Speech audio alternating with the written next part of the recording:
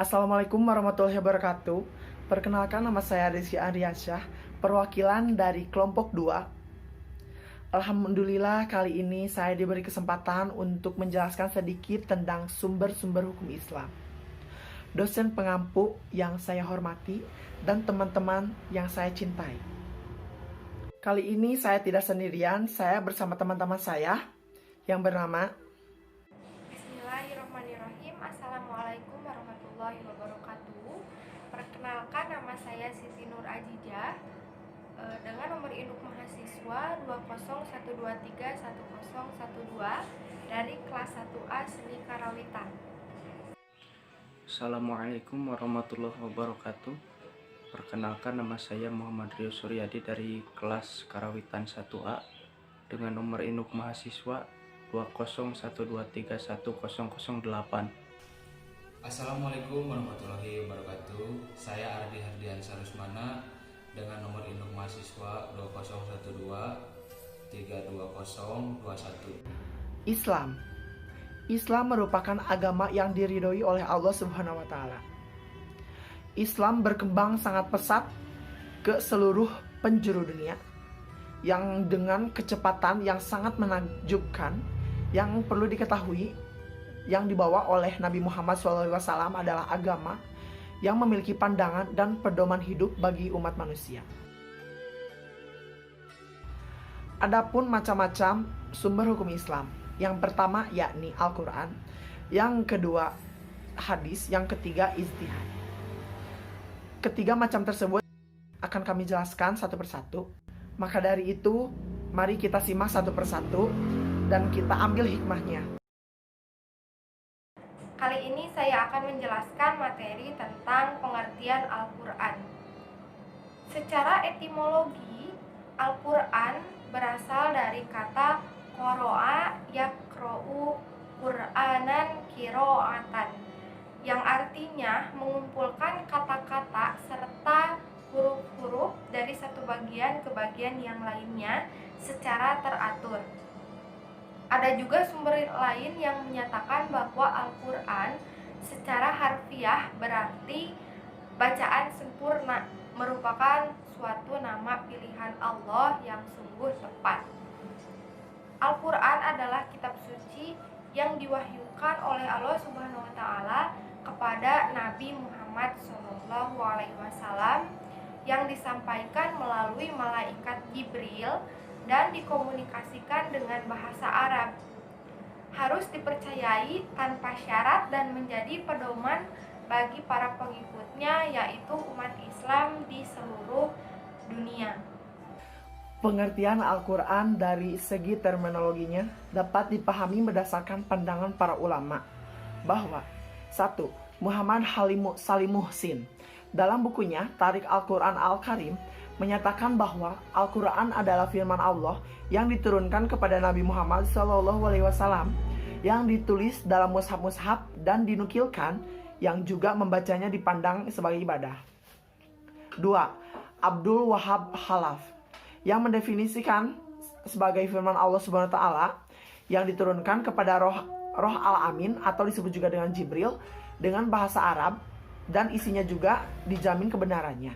Juga mushaf ini dimulai dari surat Al-Fatihah dan diakhiri surat An-Nas. 3. Muhammad Abduh mendefinisikan Al-Quran sebagai kalam manusia yang diturunkan oleh Allah SWT kepada Nabi yang paling sempurna, yakni Nabi Muhammad SAW. Dan di sini saya akan menjelaskan materi tentang asbabun nuzul Al-Quran. Asbabun nuzul Al-Quran adalah sebab-sebab yang melatar belakangi terjadinya sesuatu. Macam-macam asbabun nuzul dilihat dari sudut pandang redaksi-redaksi yang dipergunakan dalam riwayat asbabun nuzul. Ada dua jenis yang dipergunakan oleh perawi dalam mengungkapkan asbabun nuzul, yaitu pertama sharih dan kedua muhtamilah. Sharih adalah jelas, artinya riwayat yang sudah jelas menunjukkan asbabun nuzul dan tidak mungkin menunjukkan yang lainnya. Sedangkan muhtamilah yaitu kemungkinan, artinya Riwayat yang belum jelas menunjukkan asbabun nuzul dan masih memungkinkan pula menunjukkan arti lainnya. Turunnya Al-Quran merupakan peristiwa besar yang sekaligus menyatakan kedudukannya bagi penghuni langit dan bumi. Allah menurunkan Al-Quran kepada manusia melalui 3 tahap, yaitu Al-Quran diturunkan oleh Allah dari Lauhul Mahfuz, setelah itu dari Lauhul Mahfuz ke Baitul Izzah, dan dari Baitul Izzah ke Rasulullah. Dan seperti itu pengertian asbabun nuzul Al-Quran dan macam-macam asbabun nuzul Al-Quran serta 3 tahapan diturunkannya Al-Quran. Isi dan pesan-pesan Al-Quran. Al-Quran diturunkan kepada Nabi Muhammad secara berangsur-angsur. Kurun waktu kurang lebih 23 tahun yang terbagi ke dalam 2 fase, yakni 13 tahun sebelum beliau hijrah ke Mekah atau disebut juga dengan Makkiyah, dan 10 tahun sesudah beliau hijrah ke Madinah atau disebut juga dengan surat Madaniyah. Isi Al-Quran terdiri dari 114 surat dan 6.236 ayat yang terbagi dengan provinsi masing-masing fase, yakni 86 surat untuk ayat-ayat Makkiyah dan 28 surat ayat-ayat Madinah atau Madaniyah. Dalam isi Al-Quran secara keseluruhan, pada dasarnya mengandung pesan-pesan tentang masalah tauhid, tentang masalah ancaman-ancaman bagi mereka yang berbuat baik akan mendapatkan kebaikan pula, juga mereka yang berbuat jahat akan mendapatkan siksa dari Allah. Juga banyak tentang masalah kepercayaan pada hal yang gaib, juga tentang masalah keluarga, tentang sejarah tokoh-tokoh masyarakat atau sejarah tentang Nabi dan Rasul pada zaman dahulu. Abdul Wahab Halab merinci pokok-pokok isi kandungan Al-Quran ke dalam 3 kategori, yakni yang pertama tentang masalah kepercayaan atau disebut juga dengan itikadiyah, yakni percaya kepada rukun iman kepada Allah, malaikat Allah, kitabullah, Rasulullah, dan hari kebangkitan atau takdir. Yang kedua, masalah etika. Masalah etika atau disebut juga dengan hulukiyah, yakni berbuat hal keutamaan dan meninggalkan kehinaan. Yang ketiga, yakni masalah pembicaraan, perbuatan atau perkataan atau disebut juga dengan amaliyah, yang terbagi ke dalam 2 macam, yakni ibadah dan muamalah. Ibadah menjelaskan tentang kita percaya kepada rukun Islam dan nazar. Untuk muamalah kita yang masalahnya berhubungan manusia dan Allah Subhanahu wa taala. Al-Quran memberikan petunjuk dalam kaitannya dengan persoalan-persoalan, yakni yang pertama akidah dan kepercayaan, yang kedua mengenai syariat dan hukum Islam, yang ketiga mengenai akhlak yang murni. Profesor Dr. Mahmud Shaltut dalam Al-Islam wa Al-Syariah bahwa Al-Quran mengandung persoalan, yakni yang pertama akidah yang wajib dipahami, yang kedua budi pekerti yang membersihkan jiwa, yang ketiga petunjuk dan bimbingan tentang rahasia langit dan bumi, yang keempat yakni peringatan dan ancaman, yang kelima yakni hukum yang berkaitannya dengan kehidupan sehari-hari. Menurut Mahfuk Juhdi, ada 5 prinsip isi kandungan Al-Quran, yakni yang pertama tauhid. Sebelum kelahiran Nabi Muhammad atau disebut juga dengan pra-Islam, keadaan tauhid pada umumnya telah menyimpang. Sekalipun sebagian dari mereka percaya dengan keadaannya kepada Esa, percaya kepada Tuhan, namun tauhidnya itu tidak murni. Yang kedua, janji dan ancaman.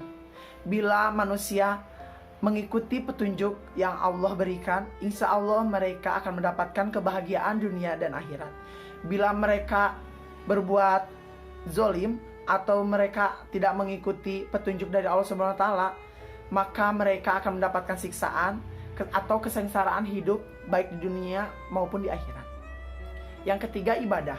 Tujuan manusia adalah ibadah kepada Tuhan. Ibadah juga berfungsi sebagai manifestasi manusia untuk bersyukur kepada Tuhan sebagai Sang Pencipta. Yang keempat, yakni jalan dan cara untuk mencapai kebahagiaan. Dan yang kelima yakni sejarah umat manusia sebelum Nabi Muhammad. Yang kedua yakni dimensi keilmuan. Al-Quran adalah sumber segala pelajaran dan pengetahuan.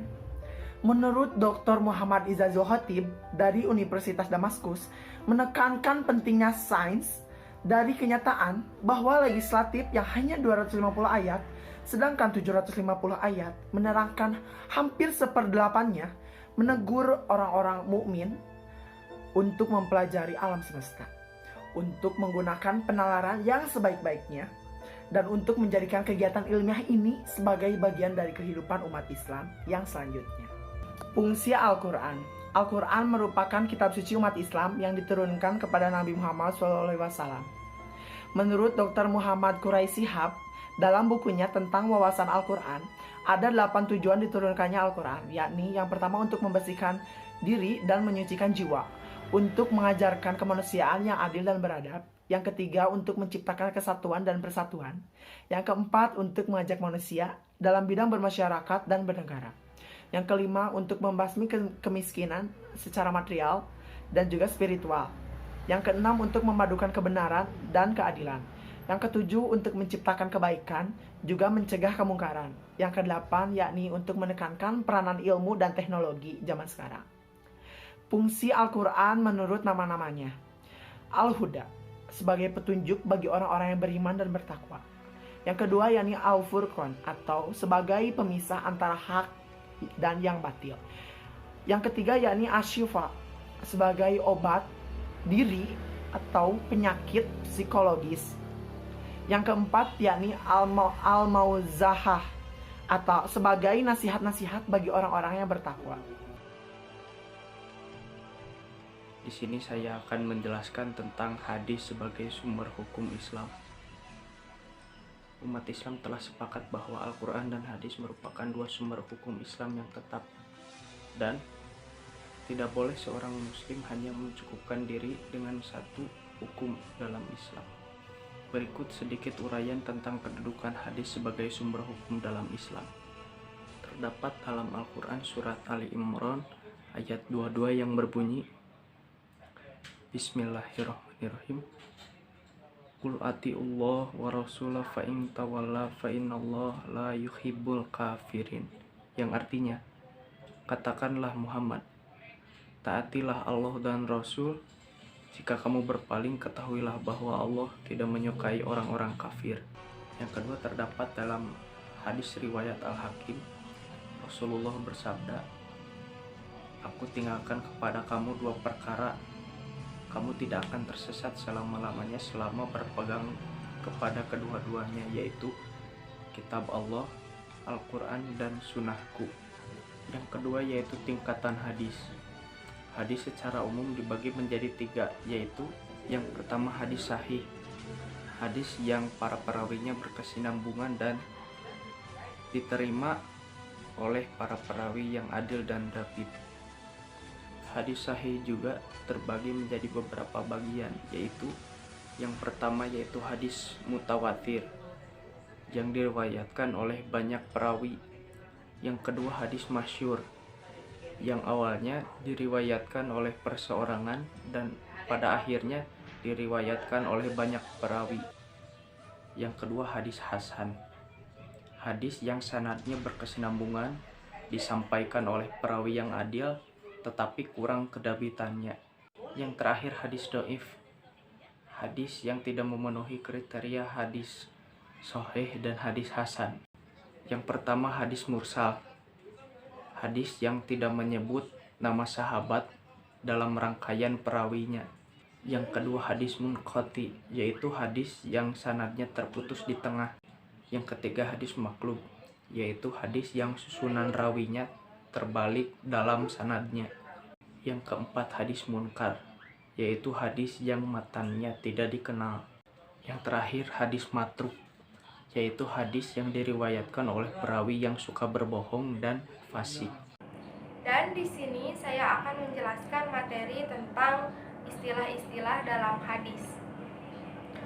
Yang perlu kita ketahui dalam memahami ilmu tentang hadis yaitu lafaz-lafaz khusus yang disepakati maknanya oleh para ahli hadis.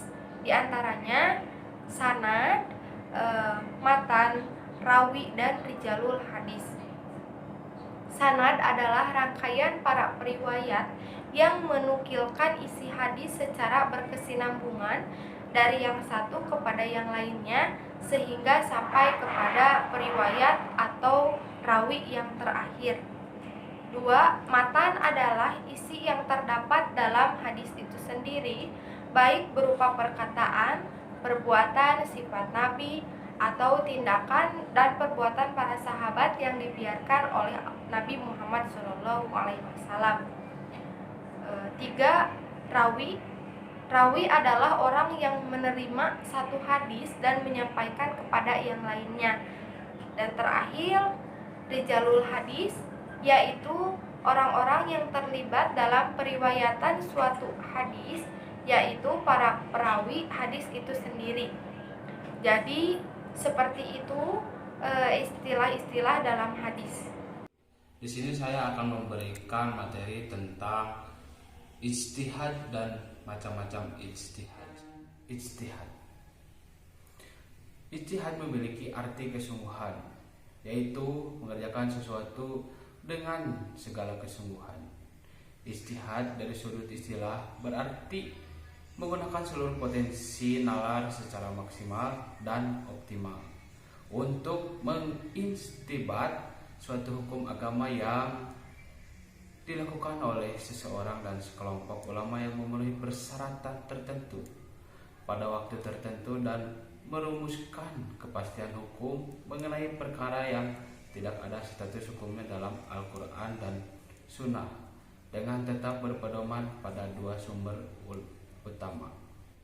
Macam-macam ijtihad adalah sebagai berikut. Yang pertama ada ijma. Ijma adalah suatu perkara kesepakatan para ulama dalam menetapkan hukum agama Islam berdasarkan Al-Quran dan hadis dalam suatu perkara. Hasil dari kesepakatan para ulama tersebut berupa fatwa yang dilaksanakan oleh umat Islam. Yang kedua ada qiyas. Qiyas adalah suatu penetapan hukum terhadap masalah baru yang belum pernah ada sebelumnya, namun mempunyai kesamaan manfaat sebab bahaya dengan masalah lain sehingga ditetapkan hukum yang sama. Yang ketiga ada maslahah mursalah, adalah suatu cara penetapan hukum berdasarkan pada pertimbangan manfaat dan kegunaannya. Yang keempat ada sudut zariyah, adalah suatu pemutusan hukum atas hal yang mubah, makruh atau haram demi kepentingan umat. Yang kelima ada istishab, adalah suatu penetapan suatu hukum atau aturan hingga ada alasan tepat untuk mengubah ketetapan tersebut. Yang keenam ada adalah penetapan bolehnya suatu adat istiadat dan kebiasaan masyarakat selama tidak bertentangan dengan Al-Quran dan hadis. Yang ketujuh adalah istihsan, adalah suatu tindakan yang meninggalkan satu hukum kepada hukum lainnya karena adanya dalil syara yang mengharuskannya. Sekian dari saya, mohon maaf bila ada kata-kata yang salah dan terima kasih. Wassalamualaikum warahmatullahi wabarakatuh. Alhamdulillah dari pemaparan teman-teman saya yang telah dibahas tadi telah selesai. Dan kita dapat simpulkan bahwa Al-Quran sebagai sumber hukum Islam yang pertama yaitu berisi tentang semua kehidupan yang ada di alam semesta, baik perintah, akidah, dan kepercayaan, juga lain sebagainya. Hadis sebagai sumber ajaran Islam karena dalam dalil Al-Quran mengajarkan kita untuk percaya dan menerima apa yang disampaikan Rasulullah untuk dijadikan pedoman hidup bagi umat manusia. Ijtihad, sumber ajaran yang di setiap peristiwa baru akan didapatkan ketentuan hukumnya. Maka dari itu, sumber hukum Islam sangatlah penting bagi semua orang untuk dijadikan sebagai pedoman hidup umat Islam. Alhamdulillah dari awal sampai akhir telah kami sampaikan. Mohon maaf apabila ada kesalahan atau bahasa yang kurang berkenan. Wabillahi taufiq wal hidayah. Wassalamualaikum warahmatullahi wabarakatuh.